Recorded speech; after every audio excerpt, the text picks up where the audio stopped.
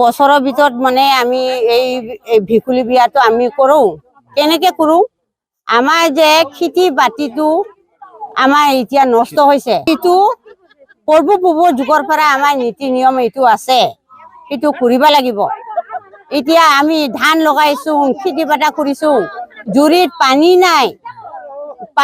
নাই জুৰিত, আমি বছৰে আমি পানী পাওঁ, পানী এতিয়া জুৰিত আমাৰ গোটাই ফাটি গৈছে। আৰু যিটো আমি ধান লগাইছো তাত পানী নেপাওঁ, গোটাই ফাটি গৈছে আমাৰ ধান বিলাক, জ্বলি গৈছে আমাৰ ধান বিলাক। কি কৰিম এতিয়া? সেইকাৰণে আমি ভেকুলী বিয়া পাতিছো।